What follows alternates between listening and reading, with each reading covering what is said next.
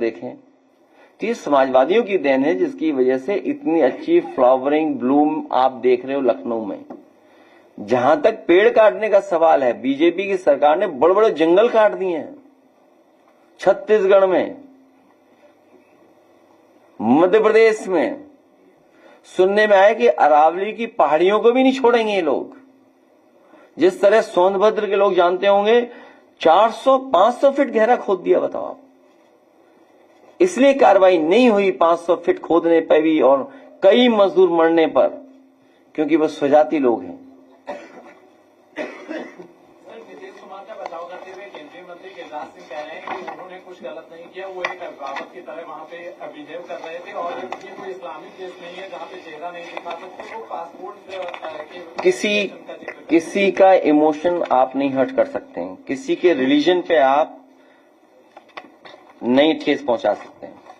उनके साथ कोई एक हेल्पर चलना चाहिए, नीतीश कुमार जी के साथ। इस उम्र में एक हेल्पर साथ चलेगा तो घटनाएं नहीं होंगी। सरकार विधानसभा के सत्र का दिन लगातार कम करती जा रही है। इस बार भी सिर्फ 3 दिन का ही चर्चा होगी शीतकालीन सत्र में। क्या लगता है कि सरकार बचाव से बचने के लिए सदन के दिन कम कर रही है? अभी तुमने सुना नहीं, कब सिर में पूछे कुछ।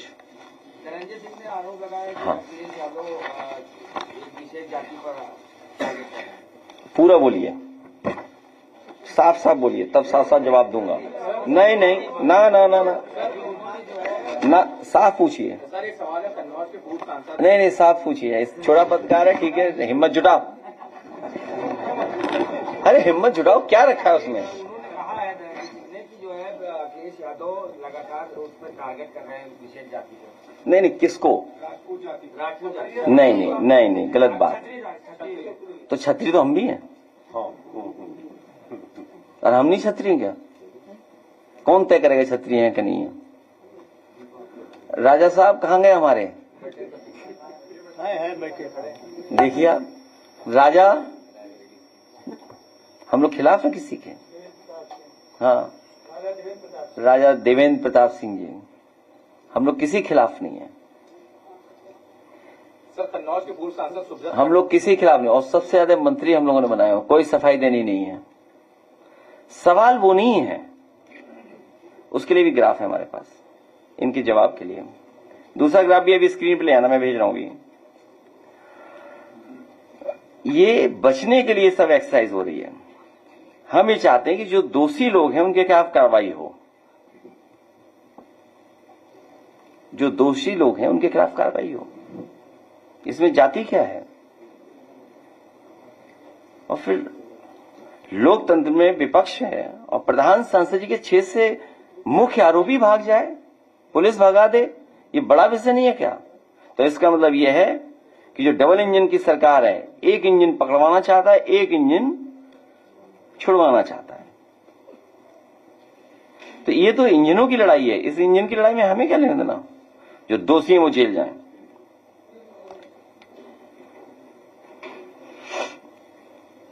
क्यों डरते हो तुम लोग? अखिलेश जी, संविधान का अनुच्छेद 19(1)(d) और 19(1)(d) साफ कहता है कि कोई भी किसी भी राज्य का व्यक्ति कहीं पर भी जा सकता है और कहीं पर रह सकता है, लेकिन उत्तर प्रदेश में लगातार रोहिंग्यों को भगाने की जो कवायद चल रही है, उस दौरान कई ऐसे भी लोग हैं जो आसाम के रहने वाले हैं। ठीक है, आपने उनके पास डॉक्यूमेंट्स है लेकिन कोई भी सुनवाई नहीं, उनको भी रोहिंग्या बांग्लादेशी कहा जा रहा है। पहले तो ये गलत था कि कोई भी भारतीय जनता पार्टी का नेता नहीं तय कर सकता, नेता नहीं जा सकता। और ये जो नेता सर्वे कर रहे थे जा करके और पिक एंड चूज कर रहे थे, और कुछ अपने खासम खास, मैं उन पत्रकार साथियों को धन्यवाद और बधाई दूंगा जिन्होंने सच्चाई सामने लाने का काम किया। उन्हें रोहिंग्या बता दिया ये वहां के हैं, और सच्चाई हो कि आसाम के थे, वो आसाम के थे। और यहां तक कि किस प्लॉट पर कौन रहता था, किराया कौन वसूल रहा था, उसमें बीजेपी के लोग थे, किराया वसूल रहे थे।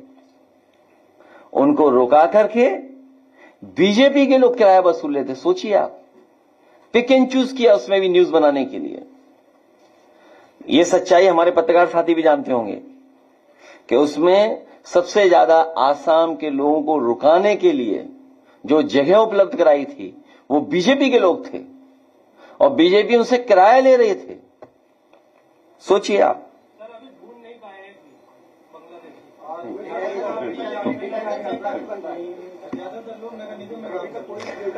और नगर निगम का पता कर लेना, 400 लोग ऐसे होंगे जिनका कहीं नाम दर्ज नहीं होगा, उनका वेतन निकाल लेंगे, आपस में बांट रहा है नगर निगम। वो वही है जिनका वेतन बांटा जा रहा है 160। वो आसाम के लोग नगर निगम में वर्दी कर रहे और वर्दी पहन करके उन्होंने बयान दिया। तो नगर निगम के मेयर को ही नहीं पता, मेयर खुद ढूंढ रही थी वो अब तो नहीं चल रहा ना ऑपरेशन टॉर्च, क्योंकि वो एक्सपोज हो गए वो लोग। इसलिए आप इन विषयों पे नहीं जाइए, आप फिर आ जाइए कोडीन पे, एसआईआर पर। अब आप पे कोई सवाल नहीं है, इसलिए हमें ग्राफ दिखा दो जरा। हाँ देखिए, देखिए ग्राफ देखो, बताइए आप कोई गलत हो बताइए, इसमें कोई खबर गलत हो बताइए।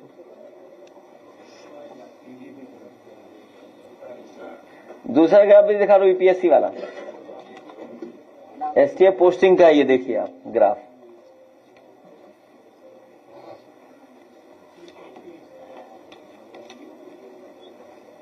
अब इसका जवाब पूछो, सरकार क्या बताएगी। कहाँ इधर उधर सवाल पूछते हो आप लोग। यूपीएससी देखिए आप, लेखपाल भर्ती, ये घोटाला हो रहा है कि नहीं हो रहा है।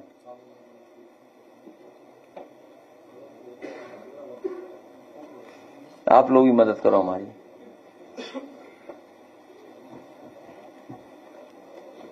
चलिए, बहुत धन्यवाद प्रेस का। सुब्रत पाठक कह रहे हैं कि एसआईआर को सबको करना चाहिए और 3 असेंबली में 3 लाख वोट काट देंगे समाजवादी पार्टी के। ये क्या चुनाव आयोग है क्या। इसीलिए देखिए, जो आरोप हम लोग लगाते थे, एक मिनट पत्रकार जाइए देखिए नहीं, कि जो आरोप हम लगाते थे उसका सच सामने आ गया। ये एक्सरसाइज इलेक्शन कमीशन करता है कि कौन सा वोट रहेगा कौन सा नहीं रहेगा। एक उसका मैनुअल है, प्रोसीजर है, नियम है उसके कि वोट कैसे जोड़ा जाएगा, कैसे काटा जाएगा, किनका कटेगा। लेकिन यहां तो बीजेपी के नेता बता रहे हैं कि अभी तो हमने इतना वोट कटवाया है, अगले जिलों में इतना कटवा देंगे हम वोट। तो इसका मतलब ये हुआ कि इलेक्शन कमीशन और बीजेपी के लोग मिले हुए अंदर ही अंदर साठगांठ है। और जिस ऐप से ये काम कर रहे हैं वो ऐप उसी कंपनी का है जिस कंपनी ने भारतीय जनता पार्टी को सबसे ज्यादा इलेक्टोरल बॉन्ड पैसा दिया, चंदा। हम भी मंदिर बना रहे हैं, हमें तो नहीं चंदा दे रही वो कंपनी। हम भी चाहते हैं हमें भी चंदा दे, हम तो आपके सामने मांग रहे हैं। इसमें क्या गलत कर रहे हैं बताओ। अगर वो बीजेपी को दे सकते हैं तो हमें भी दें। तो मैपिंग ऐप, तो ये तो चुनाव आयोग बता सकता है ना कि कैसे वोट काटें, कैसे बीजेपी के नेता कह सकते हैं। देखिए, एक छोटी सी बात कही हमने, हम पत्रकार साथियों से कहते हैं कि जब वो न्यूज चलाएं तो इशू को डाइल्यूट ना करें। आपकी जो लैंग्वेज और जो शब्द जो इस्तेमाल करते हो आप, वो इशू को डाइल्यूट कर रहे हो आप। हमारा पोस्ट करने का भाव ये था कि बीजेपी चैलेंज कर रही है, बीजेपी के नेता चैलेंज कर रहे हैं कि अभी तो इतना वोट कटवाया है, बाद में इतना और कटवा देंगे। और चुनाव आयोग का और सरकार का नंगा नाच हम लोगों ने कई चुनाव में देखा है। ये बैठी कानपुर की हमारी जीती हुई, इनके बारे में जानते होंगे, वो पीछे बैठे अमिताभ वाजपेयी, वो भी जानते होंगे। पुलिस क्या कर रही थी सोचिए, क्या कर रही थी पुलिस, और सरकार क्या करवा रही थी पुलिस से। तो ये जो कभी कभी न्यूज आप डाइल्यूट कर देते हो, वो नहीं, भाव जो था कि हम वोट कटवा देंगे आपका। इसलिए आप बजट की चिंता मत करिए, आप लोकतंत्र की चिंता करिए। बजट तो दूसरी सरकार भी दे देगी, लेकिन लोकतंत्र दूसरी सरकार ज्यादा मजबूत करेगी। सर, एक सवाल और है, अधिकारियों की पोस्टिंग को लेकर बात करते हैं। उत्तर प्रदेश के पूर्व डीजीपी प्रशांत कुमार को उत्तर प्रदेश सेवा चयन आयोग का अध्यक्ष बना दिया गया। बधाई हो। फेक इनकाउंटर के बाद फेक नौकरियां देखने को मिलेंगी आपको। का 2022 और 2024 में जिस तरीके से कुर्मी वोटर बहुत ज्यादा समाजवादी पार्टी की तरफ आया, अब उसके बाद ये सम्मान दिया गया मेडल कि आपने अच्छा काम किया, एक वो उसके लिए अच्छा कुछ मिला है पद। मनरेगा नाम बदल करके राम जी कर दिया है, कैसे देखते हैं सर? मनरेगा का नाम जो है बदल करके राम जी कर दिया गया। तुम लखनऊ के रहने वाले हो, कितना ये भगवान को मानते बताओ आप?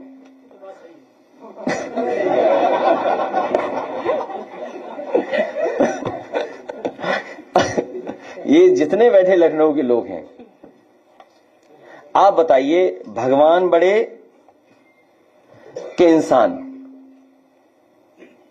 भगवान बड़े के इंसान? तो जो इकाना भगवान विष्णु के नाम पे था स्टेडियम, नाम पीछे कर दिया भगवान का। और फिर ये मेरठ के बैठे होंगे और मेरठ के आसपास के लोग, जिनको देख करके हम लोगों ने बहुत कुछ रामायण को समझा, सीखा, जाना। और यहां कई बुजुर्ग लोग होंगे, उन्होंने वो समय देखा होगा जब रामायण टीवी पे आती थी तो पूरा गलियां शहर खाली हो जाता था।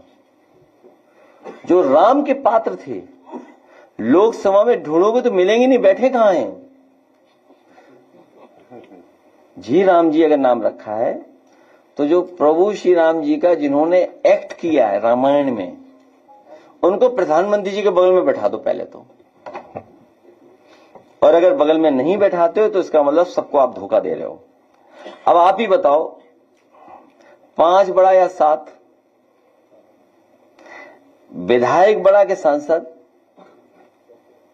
राज्य बड़ा या केंद्र? राज्य सरकार का मंत्री बड़ा कि केंद्र सरकार का मंत्री बड़ा? तो सोचिए, 5 बार के को आपने राष्ट्रीय अध्यक्ष बना दिया और 7 बार के सांसद को प्रदेश अध्यक्ष बना दिया। बताओ पीडीए का कितना बड़ा अपमान किया इन्होंने। पीडीए का कितना अपमान है, सोचिए आप। पीडीए कार्ड के लिए तुमको बुलाया गया सर, कह रहे हैं। फिर तुम बोले तुम अपने पड़ोसी को काटने के लिए बैठाया उन्हें, जिन्हें वो हटा नहीं सकते, जिन्हें हटाने में नाकाम हो गए हैं, उनका कद काटने के लिए बैठाया उन्हें।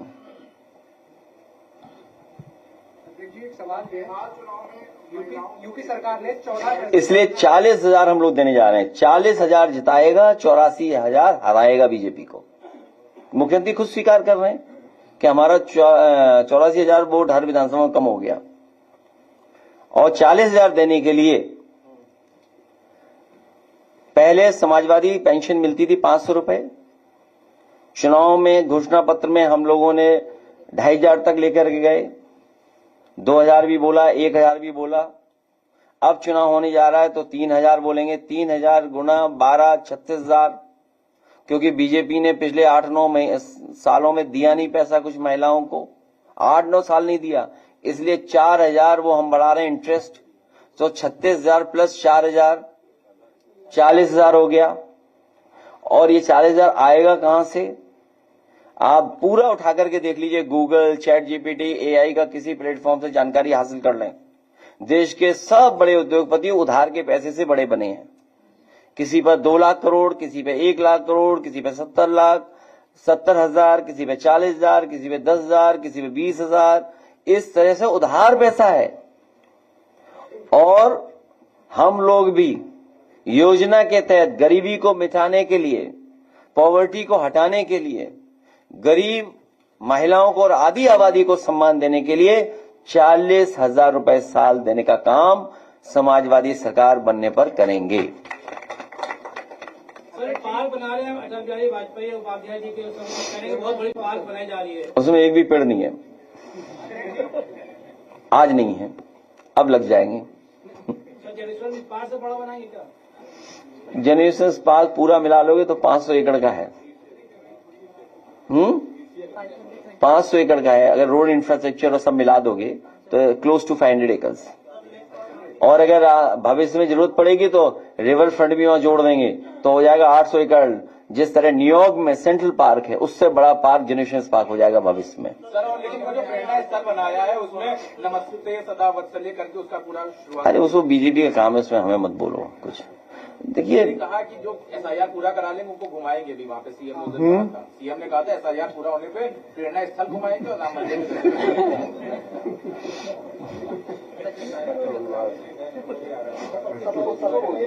मुझे मैंने सुना नहीं, खबर नहीं बोला था क्या। जिस दिन ये जो वो और सेरेमनी थी ऑफिशियल। अच्छा, मुख्यमंत्री की बात ही क्यों मानते हो? ये सब विधायक जानते हैं एक दिन उनका 46 में 56। क्या भूल गए आप? 46 में 56 नहीं कहा था, याद है? तो फिर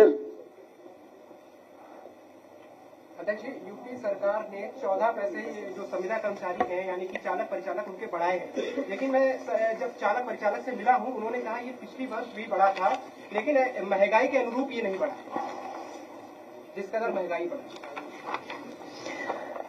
ये सूचना चौंकाने वाली है कि सोने के दाम 2026 में 1,90,000 प्रति तोला हो गया है। हो सकता है, ये अनुमान लगाया है बड़े बड़े लोगों ने। और चांदी कहां पहुंच गई है? 2 लाख प्रति किलोग्राम। तो महंगाई तो है ही। गरीब परिवार कोई भी अपने परिवार के सदस्य की शादी के कार्यक्रम में या अन्य कार्यक्रम में सोना नहीं दे पा रहा है। भारतीय जनता पार्टी ने इतना महंगा किया है या महंगाई बढ़ाई है जिसकी वजह से कोई भी गरीब परिवार का सदस्य अपने परिवार में सोना नहीं खरीद पा रहा है। और रुपया लुढ़क करके कहां पहुंच गया है? अभी तो 91 पहुंचा है। अभी तो भारत के कोड के बराबर पहुंचा है। जो दुनिया में दूसरी तरफ से फोन मिलाओगे तो 91 कोड जो भारत का है, हाँ 91। सर, कुशीनगर में शिक्षा मित्र ने आत्महत्या कर ली और आप लोगों ने 40,000 शिक्षा मित्रों की खरीद की, तो क्या सरकार आने पर फिर उनकी सैलरी बढ़ाई जाएगी? कई हजार शिक्षा मित्रों ने आत्महत्या या जान जा चुकी है। कई हजार शिक्षा मित्र के लोग भी जानते हैं कि 2017 में जो धोखा हुआ उनके साथ, उसी का परिणाम है कि आज उन्हें ऐसा जीवन जीना पड़ रहा है। और मैं तो कहूंगा किसी भी आप शिक्षा मित्र से मिलेंगे, आप बीजेपी के लोगों ने भरोसा दिलाया था कि आपको सरकारी नौकरी दिला देंगे, बना देंगे सरकारी शिक्षक, लेकिन उनके साथ धोखा किया। उनका कोई भी सम्मान वापस कर सकता है तो वो समाजवादी पार्टी है। पहले भी किया, फिर भविष्य में करेंगे हम लोग। ठीक है, बहुत धन्यवाद प्रेसिडेंट।